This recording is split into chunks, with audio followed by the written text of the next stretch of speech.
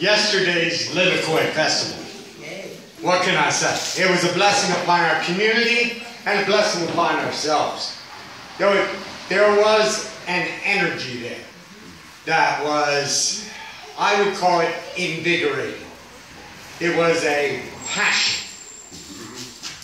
Lilikoi was named Passiflora, or the passion flower, by the early missionaries to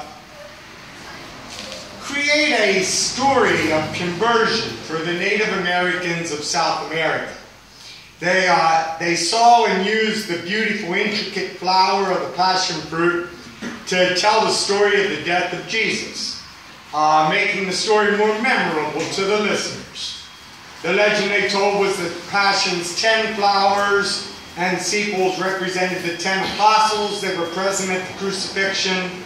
The filaments portrayed the crown of thorns, or the halo around Jesus' head. The stamens, which were 5, suggested the 5 wounds. And 3 at the center represented the 3 nails. Now that's an interesting, if gory story in my opinion. But it's not Christ's passion that I felt at the Lilikoi Festival. It was quite a different passion. A passion that goes back for me to the days of my youth. And a story that was told to me by my grandmother. You see, she would plant passion vines in New Jersey. And knowing that she would never see any fruit. The growing season just was not long enough. And the vine would not make it through the winter. But sometimes in the fall, a couple flowers would appear. The weirdest looking things I had ever seen. And I came upon this passion flower in the back of my grandmother's house, and I was just standing there staring at it. And she came out and she told me this story. She said that the story of the flower had nothing to do with any religious identification. That when I saw the flower, I should remember to have a passion for life.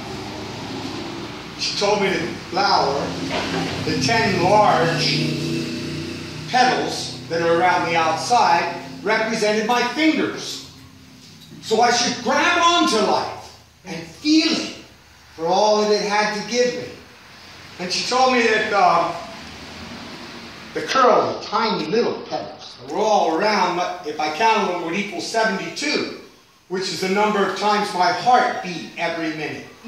But sometimes there were more than 72, and there was nothing wrong with getting excited about life.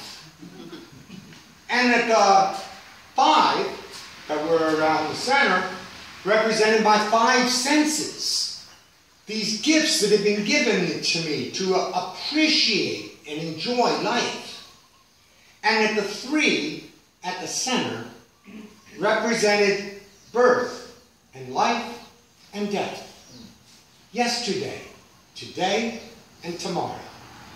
And that tomorrow was promised to no one. So enjoy life today and have a passion for life. Wow, that was cool.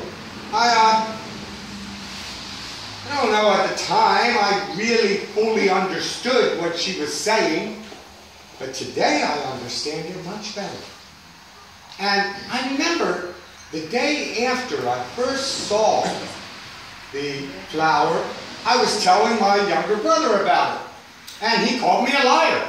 He said, no, that doesn't exist. So I took him around behind my grandmother's house to show him the flower.